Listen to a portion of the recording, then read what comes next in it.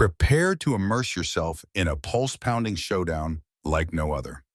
In this story, a seemingly ordinary widow finds herself at odds with a fearsome biker gang, setting the stage for a breathtaking battle of wills on the dusty plains. Can one rancher's grit and hidden talents overcome the overwhelming force of ruthless thugs determined to claim her land? From stealthy nighttime watch patrols to explosive shootouts under the moonlit sky, the suspense will keep you on the edge of your seat. Join us as we unravel each step of her fight for survival and justice. Will she stand victorious, or will the biker's intimidation reign supreme? Stick with us until the final twist to find out the shocking conclusion. If you enjoy stories packed with action, heart, and good old-fashioned Western spirit, make sure to subscribe to our channel. Your support helps us create more captivating tales. So hit that subscribe button, leave a comment, and get ready for one unforgettable ride. Abilene Valley was a land of quiet plains, rolling hills, and a single lonely highway that cut across the open countryside. It had once been part of a sprawling frontier that echoed with the sounds of cattle drives and wagon wheels. Over the years, modern roads and steel fences had sprung up, but one ranch in particular still clung to its old-world charm: the Lone Cypress Ranch, owned by a woman named Maybelle Slater. Everyone in the area knew Maybelle's reputation as a hard worker, a devoted wife until her husband's passing 3 years ago, and a surprisingly sharp shooter at the local fair's annual turkey shoot. No one quite knew the extent of her skills, only that her steely gaze and firm manner suggested she was not to be taken lightly. It was early morning, sunlight streaming through the windows of Maybelle's old wooden house. She rose before dawn, like she always did, to feed the horses and check on the small herd of cattle still roaming the southwestern pasture. At first glance, she looked like any other rancher's wife, her hair braided back, face lined from years of working in the sun, a faded plaid shirt tucked into worn jeans. A wide-brimmed hat was her only shield from the scorching rays. Beneath that quiet exterior, though, Maybelle carried a lifetime of secrets. Secrets she'd barely shared even with her late husband, Jared. Years earlier, Maybelle had trained under a former rodeo champion who also happened to be a crack shot in the state's volunteer mounted patrol. She'd learned to track footprints in the bust, care for the wounded, and even handle firearms with frightening precision. But once she married Jared, she let much of that hidden side slide into the background, preferring the honest work of raising livestock and tending the ranch. Her private capabilities lay dormant until the day trouble rode into Abilene Valley. The trouble, as it turned out, was a group of bikers who had started drifting through the region over the past month. They called themselves the Dust Vipers, and word on the local radio was that they were no ordinary motorcycle club. Rumor had it they were involved in shady dealings, possibly even smuggling stolen goods across state lines. Folks in town whispered about vandalized properties, stolen machinery, and intimidating visits to outlying homesteads. But so far, the Dust Vipers hadn't come near the Lone Cypress Ranch. They likely thought it was just another withering chunk of farmland left to an old widow. That quiet was about to change. Standing on her porch, Maybelle sipped her morning coffee, letting the steam mix with the early breeze. She couldn't shake the feeling that something was off today. The stillness felt too complete, as if even the birds were holding their breath. She took in the stretch of empty road. Her only neighbors for miles were a retired couple who spent half the year traveling in an RV, and they'd just left a few days prior. She was effectively alone out here, alone but not helpless. Sighing, Maybelle set down her coffee mug and walked back inside. A few hints from an acquaintance at the feed store had reached her ears. A real estate agent with questionable ties had been sniffing around, talking about acquisitions for a big client, with only the mild hesitation of an old memory stirring. Maybelle locked the door behind her, checked her phone for any new messages, and prepared for her morning routine. She thought of her father's words from decades ago. Never wait for trouble, always face it before it grows. If trouble was indeed coming, she'd be ready. Morning chores usually followed a comfortable pattern: feeding horses, mucking stalls, checking fences for breaks, and ensuring the electric perimeter was still functional. The ranch's routine was older than Maybelle herself, but as she moved about the barn, her mind wasn't on the tasks at hand. She kept recalling the rumor a group of ruthless bikers had allegedly targeted farmland around Abilene Valley. Why farmland? She wondered if it was for some illegal cultivation project, or perhaps because the wide open spaces provided discreet routes for smuggling. Whatever the case, it was a matter she couldn't ignore. In the dim barn light, she passed by a wooden crate stacked behind some bales of hay. The crate was sealed, held shut with heavy brass hinges and an old padlock. It had belonged to her husband, and before him to someone else in his family.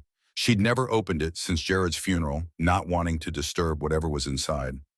Now, however the temptation stirred, she remembered hearing stories about how Jared's father had kept a vintage rifle in there, along with some less than legal modifications. In these unsettled times, maybe an old relic was worth dusting off. Maybelle paused, hand hovering over the padlock, but decided to wait. Knowing how to handle guns was one thing, but she wasn't about to jump into a standoff, at least not unless absolutely necessary. She busied herself instead with checking the ranch perimeter.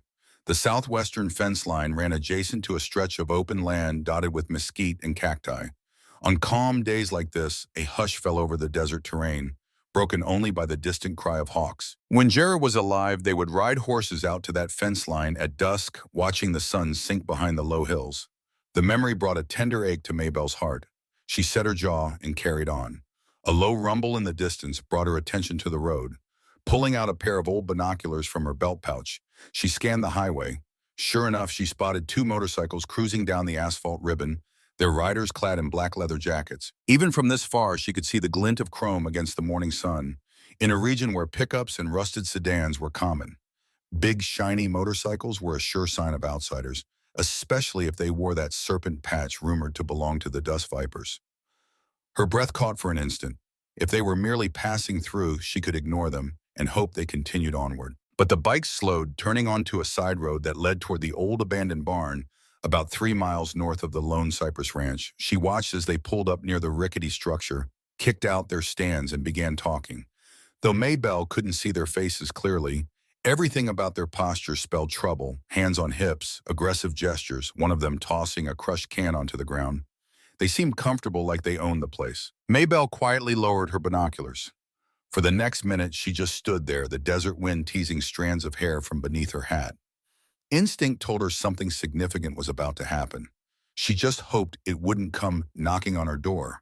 But if it did, she intended to meet it head on. Maybe these dust vipers had never tangled with an old widow who knew how to shoot the wings off a fly at 100 yards. Maybelle didn't relish trouble, but she'd defend her land with every ounce of grit she possessed. By afternoon, the two bikers had been joined by 3 more, and together they roared up and down the local roads as though searching for something. One of them, a burly man with a wild beard, seemed to be calling the shots. Occasionally they'd pull off the pavement to scan the landscape as if checking for vantage points or routes that could be used for an approach. Maybelle kept her distance, observing from behind the brush or through carefully angled windows. She didn't want them aware of her watchful eyes, at least not yet. During one of her discreet reconnaissance outings, Maybelle discovered the saddest part of the day: they had vandalized her neighbor's property.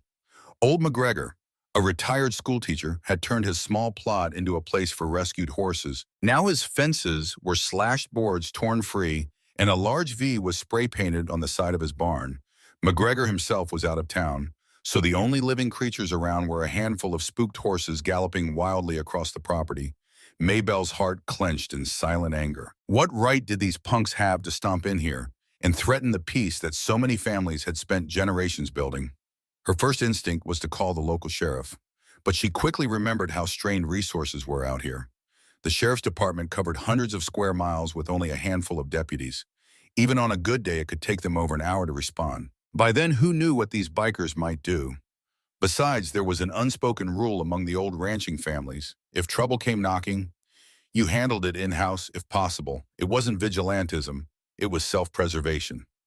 Under the blazing afternoon sun, Maybelle decided to swing by the feed store in hopes of picking up some extra supplies and gleaning more information. She hopped into her battered old pickup, the engine coughing to life with a dusty protest. As she drove down the highway, her thoughts churned. Would the dust vipers escalate further? Why deface an elderly man's barn unless they were sending a message to the community? Lay down or we'll make you. It was the classic bully's approach, but it reeked of a larger plan. Rumors had suggested they might be trying to secure a smuggling route. If that were true, her ranch straddling a key stretch of open country might be a prime target. At the feed store, the familiar clang of the bell over the door greeted her. Inside, the smell of hay and livestock feed mingled with the musty odor of old wooden shelves. She was one of 2 customers, the other being a local rancher. Behind the counter stood Mr. Rollins, a wiry man in his 60s who had run the place for as long as anyone could remember. Maybelle casually inquired if he'd heard anything more about these bikers. He frowned, wiping his hands on his apron. They rolled in last week. Rollins muttered, his voice low. Heard they've been snooping around some empty properties, scaring folks who live on the outskirts. Even had the nerve to ask me if any ranches nearby might be up for sale. I told them they were barking up the wrong tree. Now I'm hearing about slashed fences and spray paint.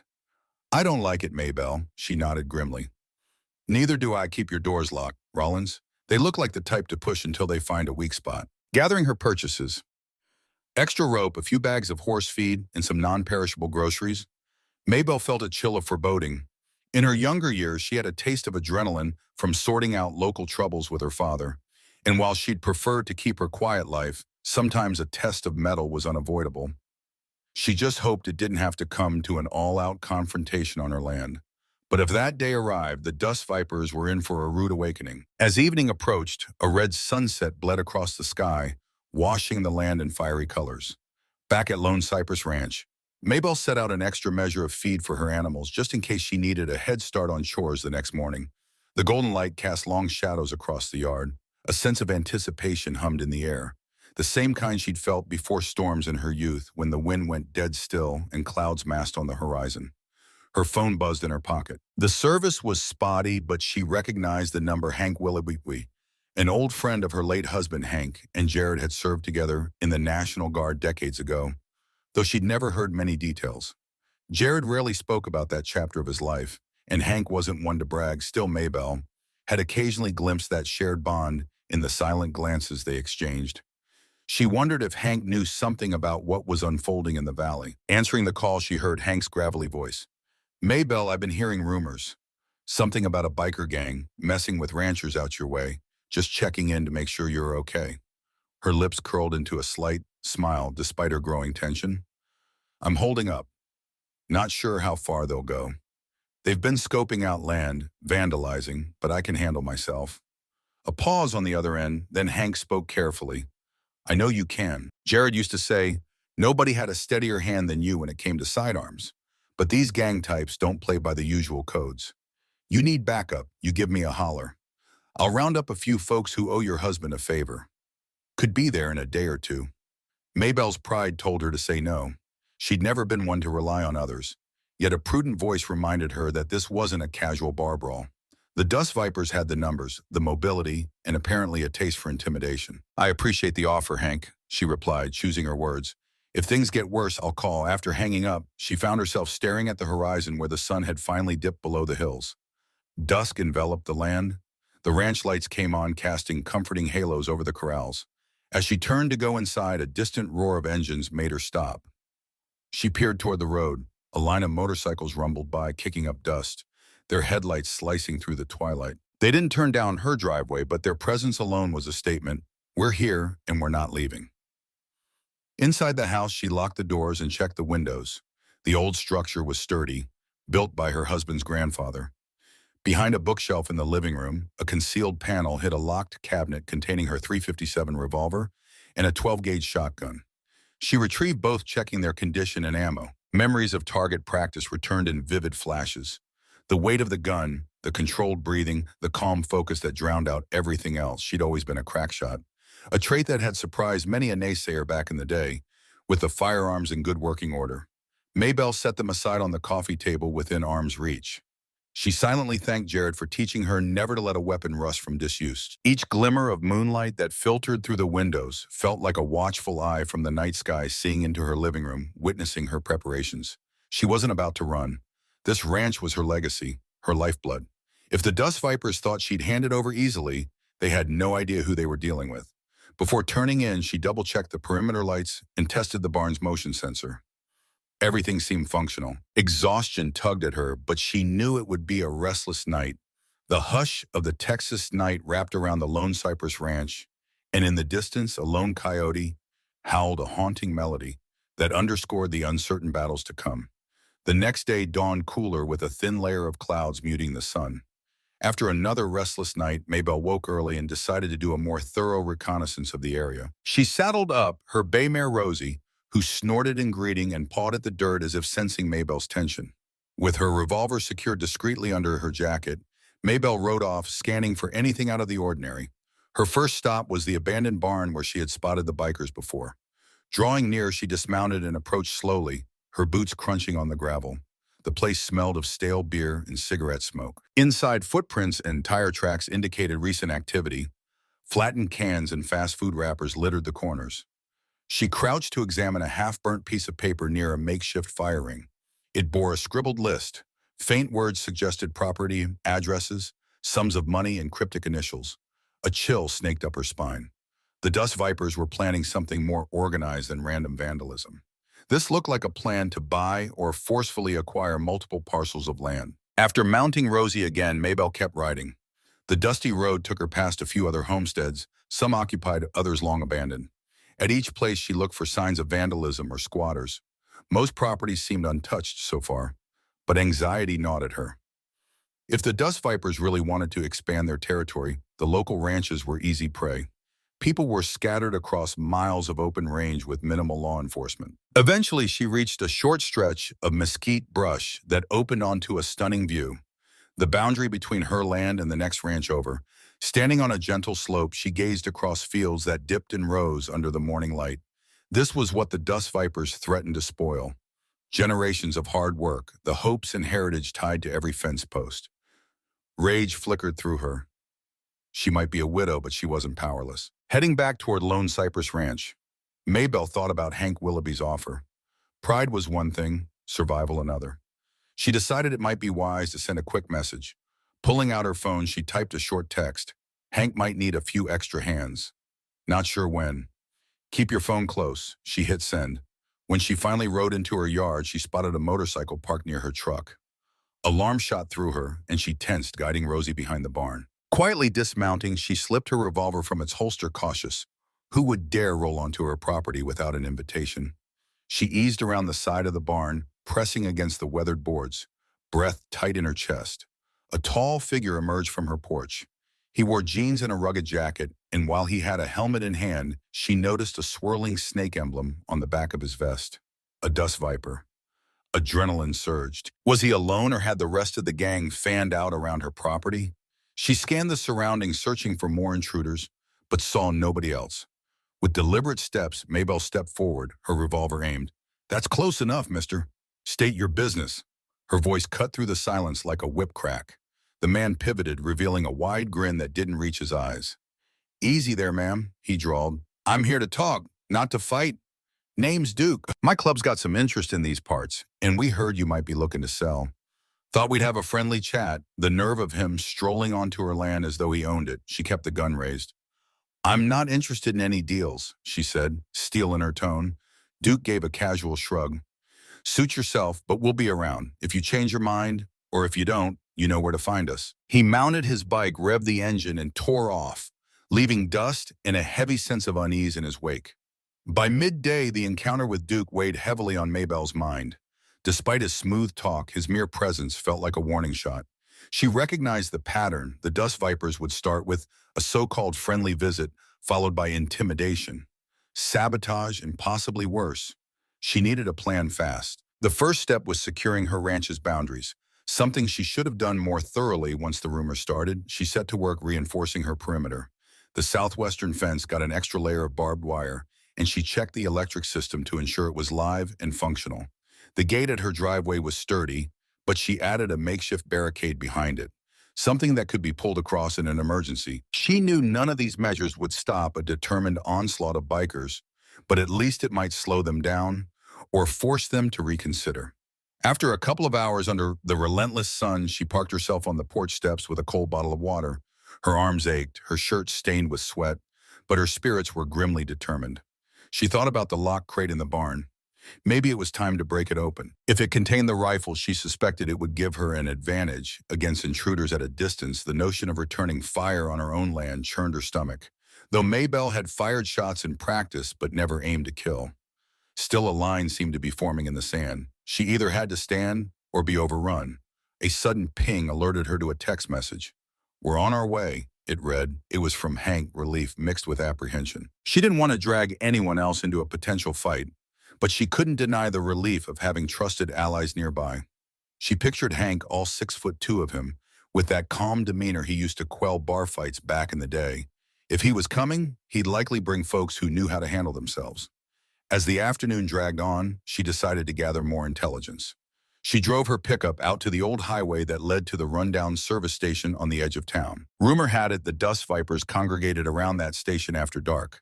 The structure, once a refueling stop, had become a magnet for drifters since the new interstate bypassed the area. She parked at a distance, pulling out binoculars. Shadows stretched long across the cracked asphalt.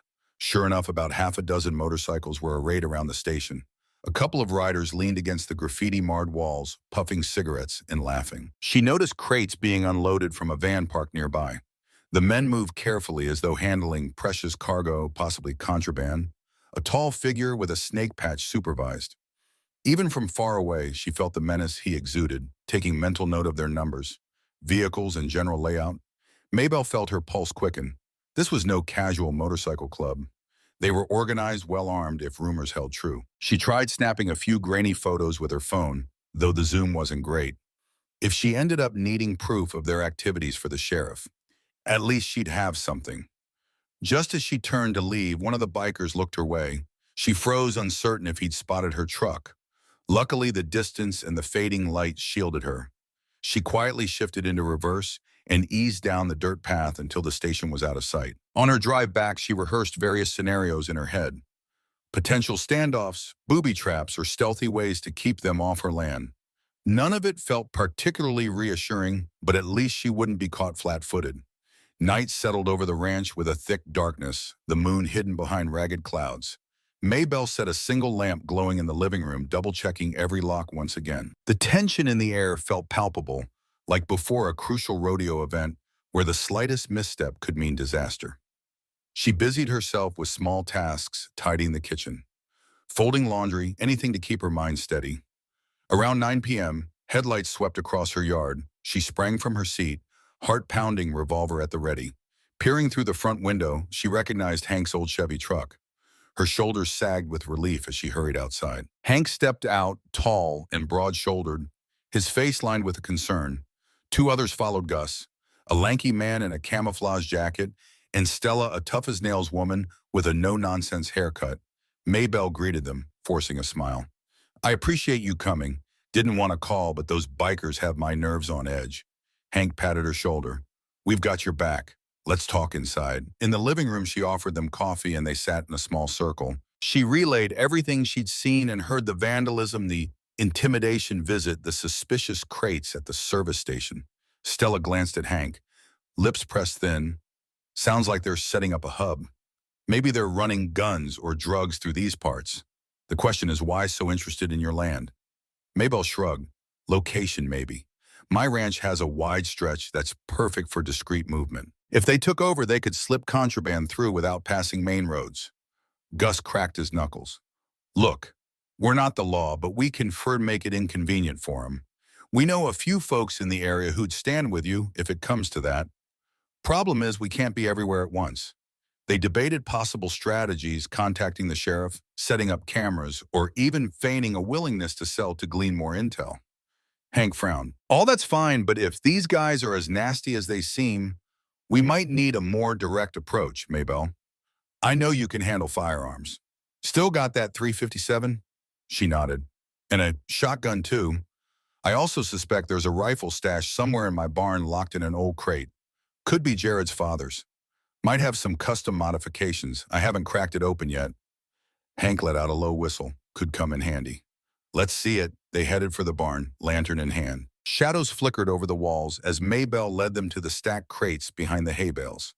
She retrieved a crowbar. After some effort, the lid pried open. Inside lay a vintage Winchester rifle, the stock polished and the barrel extended with a custom muzzle brake. Alongside it were boxes of ammunition and a small scope. Gus admired the find with reverence. "They don't make them like this anymore. This rifle's got range and power, perfect for watch duty." He glanced at Maybelle. "You up for learning how to use the scope?" She managed a thin smile. "I've used a scope before, back when I was younger. Won a local marksmanship contest once, though. That was ages ago." Stella raised an eyebrow, impressed. Hank set a hand on Maybelle's shoulder. "Then you're better prepared than most. But remember, any confrontation with these bikers could escalate quickly. We'll do our best to contain it. For now, we need to rest, but let's plan a rotating watch. I'll take first shift outside by the corral. Gus, you can stay in your truck near the front gate. Stella and Maybelle try to get some shut-eye. Maybelle's grip on the rifle tightened memories of younger days flooding back, days when her father trained her to shoot tin cans off fence posts from impressive distances.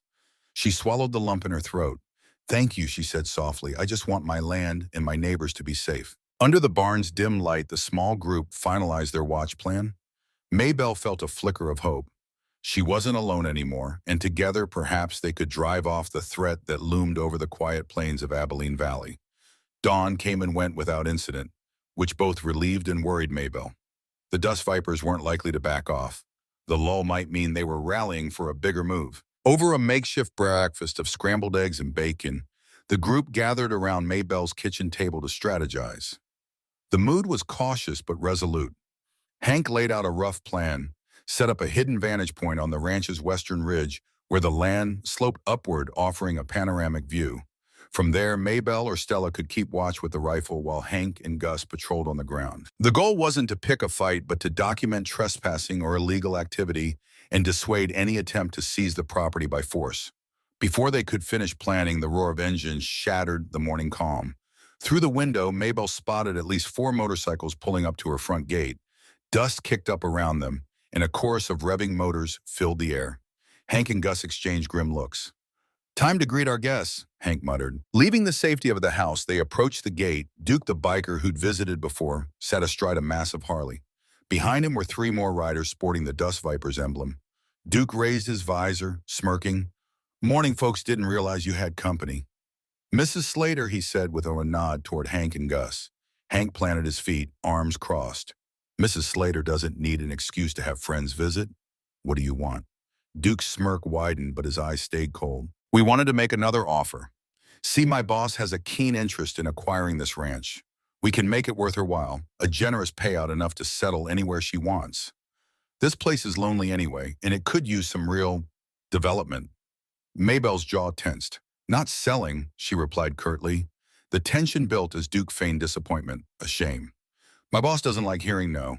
But hey, we'll give you some time to rethink, maybe a week, plenty of days to sleep on it." One of the other bikers, a woman with a scar across her cheek, chimed in. "Heard you've been snooping around that old service station. Folks don't appreciate prying eyes could get you hurt." She spat on the ground. Gus took a step forward, fists clenched. Hank held him back with a light touch, his gaze unwavering on Duke. "You threatening a widow and her neighbors now." Duke shrugged. "Call it a friendly warning. We want a smooth transaction. No drama. But if someone's determined to make it hard, well, we can handle that too." With that, he revved his engine and motioned to the others.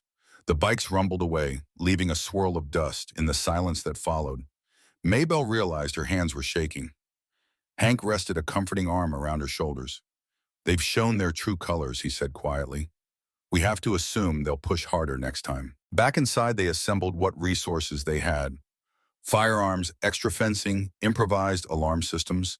Stella suggested rigging up fishing line and tin cans around the barn's perimeter to create a low-tech warning network. If anyone crept around at night, they'd rattle the cans. Gus offered to set up a few game cameras, hidden among the mesquite, capturing movement on the outskirts. That way they could track if the bikers tried a stealth approach. Maybelle led them to her late husband's workshop, which still had half-finished projects and a decent supply of tools and spare parts. Together they built basic caltrops, twisted bits of metal, designed to puncture tires, and placed them strategically in the brush near the road. No one wanted a violent clash, but if the Dust Vipers planned to roll in with their bikes, they'd face an unpleasant surprise. The day stretched into scorching afternoon heat. Each hour that passed felt like a countdown to an inevitable showdown. Despite the worry, Maybelle found unexpected solace in having allies by her side. They shared stories, ate together, and tried to keep each other's spirits up. As dusk approached, a pink glow spread across the sky. Maybelle stood on her porch, gazing out at the land she loved, land she had poured her sweat and soul into maintaining. She vowed silently to defend it, come what may. Hank stepped up beside her, quiet. After a moment, he spoke. "They're underestimating you, Maybelle. That's their first mistake." She nodded, eyes fixed on the horizon. It might be their last. Deep into the night, the ranch lay under a canopy of stars, the moon still hidden behind thick clouds. Maybelle sat perched in her vantage point on the western ridge, crouched behind a large boulder for cover. The vintage Winchester rested in her hands. She breathed slowly, her eyes scanning the moonlit stretches of open range. A single lantern glowed on the porch far below a beacon for the rest of the group to navigate by if something went wrong. Down by the barns, Hank and Gus patrolled quietly, each armed with a shotgun. Stella was stationed near the house watching the approach from the driveway. The plan was to maintain a rotating watch through the night, anticipating that if the bikers attacked, it would likely be under darkness. The hush of the landscape felt oppressive, every subtle sound amplified by nerves on edge. Hours crawled by without incident until near midnight. Maybelle saw a faint glow in the distance, headlights bouncing along the dirt road. She lifted her rifle scope to her eye, adjusting the focus. Through the lens, she discerned several motorcycles, their engines faint but growing louder. She flicked on her walkie-talkie, speaking in a low tone. "Heads up. We've got company." 4 bikes approaching from the main road, possibly more behind them. Hank's voice crackled back, calm yet urgent. "Copy that. Take a beat on them. We'll hold position near the barns, careful to keep her silhouette hidden." Maybelle steadied the rifle. The bikes closed in, eventually slowing as they reached the gate. She recognized Duke's figure again, lit by the flicker of the bike's headlights. One of the riders dismounted and attempted to push the gate open, only to find it locked. Another rider produced bolt cutters, and the metal clank echoed in the stillness. Maybelle's heart raced. They were making their move. Suddenly, a roar of engines came from behind. Another group of bikers, possibly half a dozen, charged up to reinforce the first wave. Panic threatened to seize Maybelle's chest, but she forced it down. "Breathe, aim, stay in control," she reminded herself. Once the gate was cut, the bikers rolled forward. A sharp metallic crunch rattled the night caltrops, tearing into tires. Shouts arose from the men, cursing as they tried to keep their bikes upright. Chaos ensued. Some bikers skidded to a halt. Tires flattened while others stopped in time to avoid the caltrop traps. In the confusion, Hank and Gus stepped out, shotguns raised. "This is private property," Hank barked. "Turn around or we'll defend ourselves." A brief pause. Then a gunshot rang out from the biker side muzzle flash, illuminating the gloom. Buckshot splintered a fence post near Hank. Gus returned fire, the thunderous boom of the shotgun echoing. The fight was on. From her vantage point, Maybelle spotted one biker creeping around the side, possibly looking for a blind spot. She lined up her scope, exhaled, and squeezed the trigger. The rifle kicked, and the figure dropped to the ground, howling in pain. But still moving, she'd aimed for a non-lethal shot in the leg. And another tried to flank Hank, and Maybelle fired again, driving him back behind a cluster of sagebrush. In the yard, Stella unleashed a warning shot from her pistol, the flash illuminating her determined face. Duke's voice bellowed orders: "Push forward. They can't cover all angles." A couple of bikers scrambled around the barn, only to set off the improvised tin can alarms. Hank pivoted, letting off another shotgun blast that sent them diving for cover. Bullets whizzed through the darkness, hitting wood and scattering sparks off metal, the acrid smell of gunpowder mixed with dust. Maybelle felt adrenaline surging in her veins like liquid fire. She reloaded swiftly, remembering her father's teachings on speed and precision. Through the scope, she saw Duke himself inching closer to the house, pistol in hand. Time slowed. Her finger tightened on the trigger. She aimed for the ground near his feet, a warning shot to make him think twice. He cursed and dove behind a feed trough. The standoff escalated, gunfire rattling the night. But the dust vipers, disorganized by the traps and the defenders' disciplined shooting, were losing momentum. Some tried to retreat to their bikes, discovering flat tires. Others were pinned down by Maybelle's vantage fire. Hank shouted over the commotion, "Drop your weapons and get off this land." Then, piercing the melee sirens blared from the distance. Red and blue lights streaked across the horizon, heading up the road. Somehow, someone, maybe a concerned neighbor, had called the sheriff. The cavalry was arriving. The arrival of the sheriff's cruisers capped the chaos. Spotlights cut through the darkness, illuminating the battered gate and the torn-up ground. Deputies, armed and cautious, advanced on the remaining bikers, shouting for them to surrender. Duke and his crew, outmaneuvered and outnumbered, had little choice but to comply. Those who were still able-bodied dropped their weapons, hands raised. Others, wounded by Maybelle's careful shots, or Hank and Gus's return fire, groaned on the ground, awaiting medical attention. Maybelle descended from the ridge, rifle in hand, her heart still pounding. The sheriff himself, a burly man named Lawson with a salt and pepper mustache, greeted her with wide eyes. Heard the call about a firefight. Didn't expect to find half an outlaw. Biker gang pinned down by a rancher and her friends. She mustered a shaky smile. They came onto my land, cut my gate, and fired first sheriff. We defended ourselves. Lawson nodded, taking in the scene. Bullet holes in fence posts, scattered caltrops, and stunned bikers sprawled about. He signaled his deputies to secure the area. Within minutes, paramedics arrived to treat the wounded, and a wrecker was called in for the disabled motorcycles.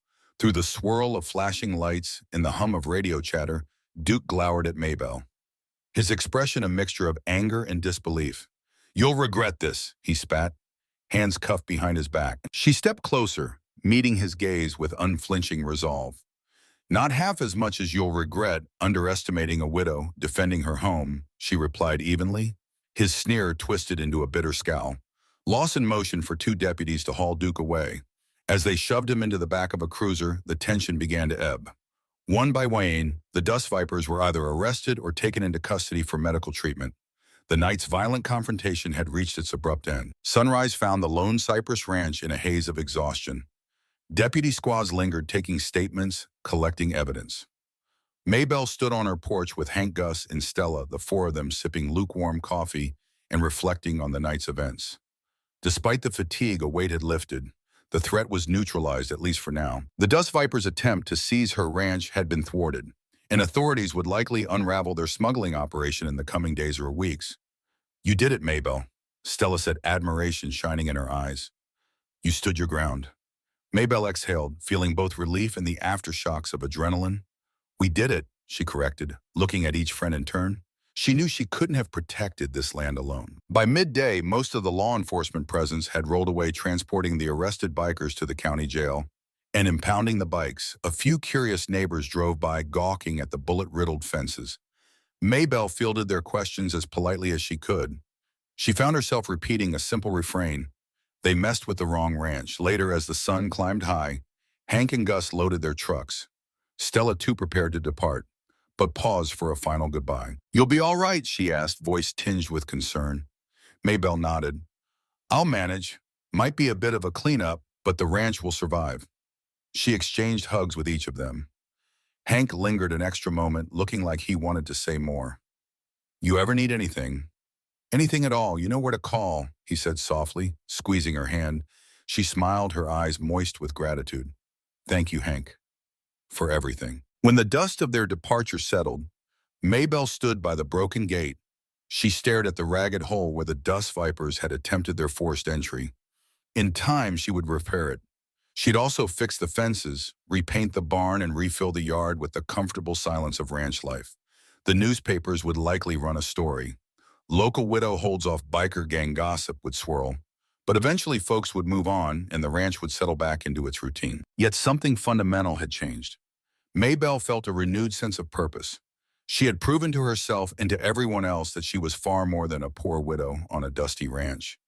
She was a survivor, a defender of her home, and a crackshot who stood shoulder to shoulder with friends, willing to face the darkest of nights. As she walked the fence line, checking on her cattle and the damage inflicted by stray bullets, Maybelle paused at a lone twisted cypress tree. It had survived storms, droughts, and now even a biker assault.